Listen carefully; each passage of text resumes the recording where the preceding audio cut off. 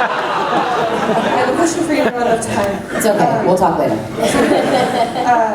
How did voicing Edie change for you when she got a body in the third game?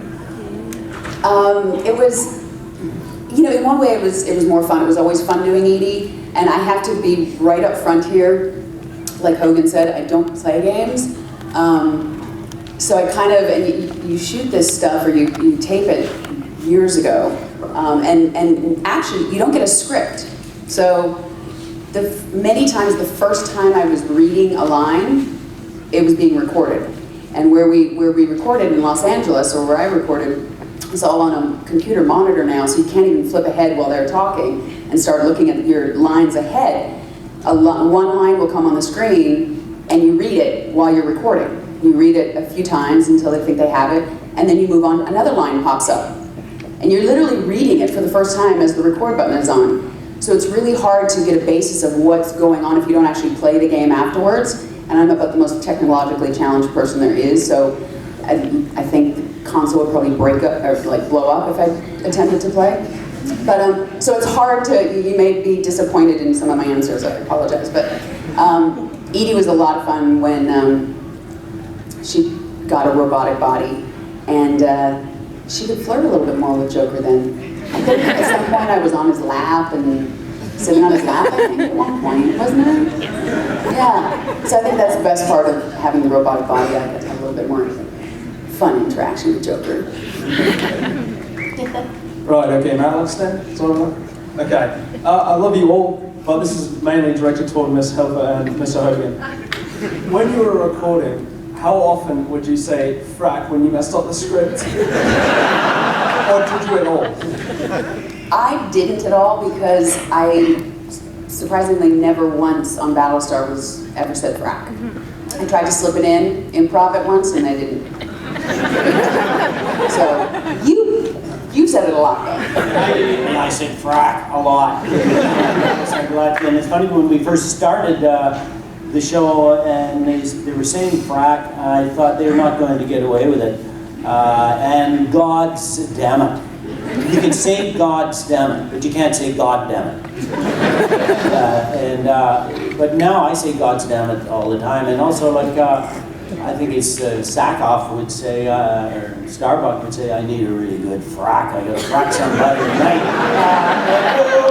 They're getting away with it now, but it's amazing how large that's become, the usage of it. I say frack often now. And I'm sure recording, I probably said frack every once in a while, but I didn't mess up very often.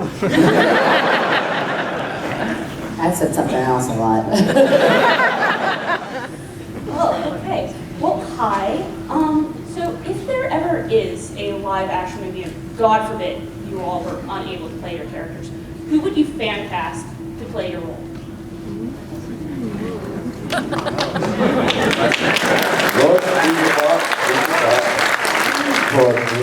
We'll start with you as always. It just popped into my head, but probably Firuza Balk. I think somebody like, I mean, I don't know, I'm trying to think of somebody who would be convincingly loony enough. And she kind of popped into my head. It's a great question, but I may change my mind. Go on.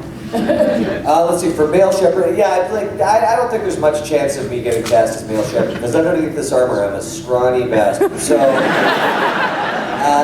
a little more conventional action hero. I think, you think of space and someone who's in charge of a ship, and my mind always goes to my old friend Nathan Fillion. Yeah.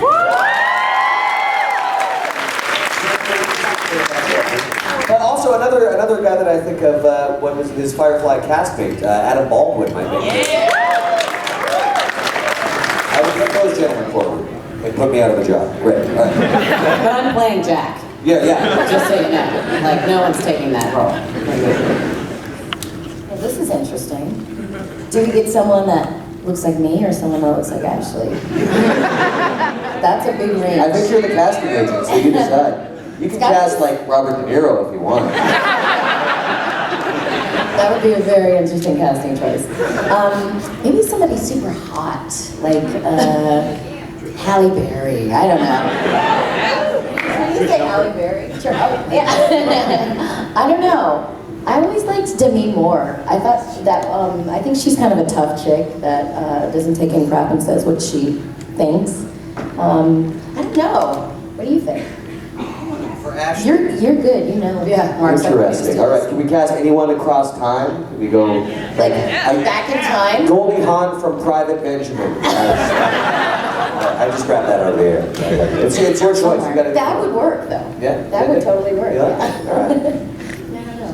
You good? Edward James Olmos.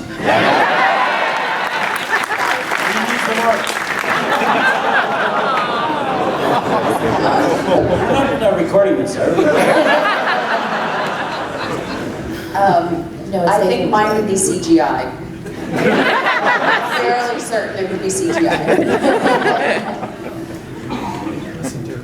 That was a good question. I am not worthy. Anyway, I do actually have a question for all of you. Actually, what do you think in your mind was the defining character for each of your characters? Like the defining line for each of your characters? Like, I think Grunt's defining line was, "I don't need luck, I have ammo." We're not just going me first. Start that. Oh gosh, you'll have to tell me some of my lines. When it comes to mind, that was a joke.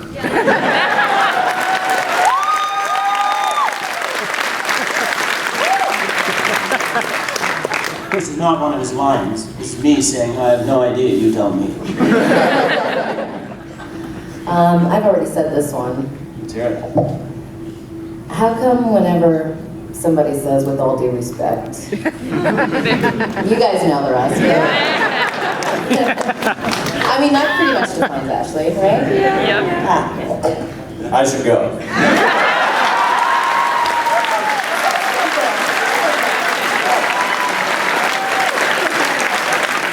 Says a lot. It says Shepard is a busy person with places to go.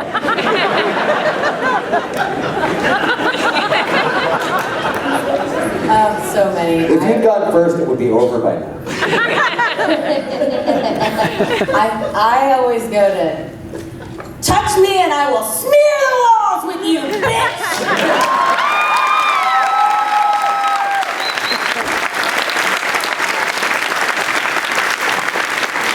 But I also like from 3, take your balls out of your purse for 3 days and go kick some ass. That's my arc in those 2 times. Well, thank you.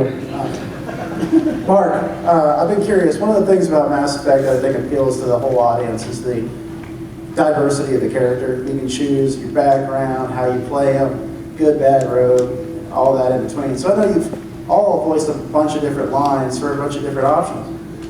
My question was, which of the different Shepard personas was the most fun to play? And also, will you be signing autographs later? That's a huge question. I'll answer the second part first. I will be signing autographs, but only on Monday, because if I sign during the rest of the con, I miss Dragon Con. And so yeah, I kind of want to do Dragon Con. But I will be signing on Monday on the Walk of Fame, and I believe I've got some Froggy's photos in the morning on Monday as well. But 10 a.m. I think, way too early for someone who's going to be up all night. But here, I'll be there. So the other question, I believe, what was the other question? Oh, the persona of Shepard. Yeah, well, that's the thing, because with Shepard, there is no defining persona. Like, every Commander Shepard is just as valid as everybody else's Commander Shepard. And it was a really interesting challenge for both Jennifer and myself to approach a character who was going to be determined entirely by the player. So, you know, you could ask her or me, and we couldn't say definitively, no, Commander Shepard wouldn't say this. Like, Commander Shepard might do all kinds of things. Commander Shepard could be anything from a completely selfless hero to an utterly ruthless bastard. So yeah, I tried to give both equal weight, but let's face it, the Renegade lines were a lot more fun. Especially, Renegade interrupts and things like that, punching out reporters, throwing people out of windows. That's generally more fun. That's just more fun.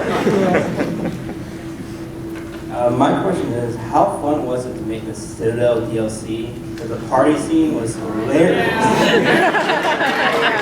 The Citadel DLC was my favorite DLC on the Citadel. It was. you know, it was the last thing coming out, so it was kind of the culmination of everything that came before.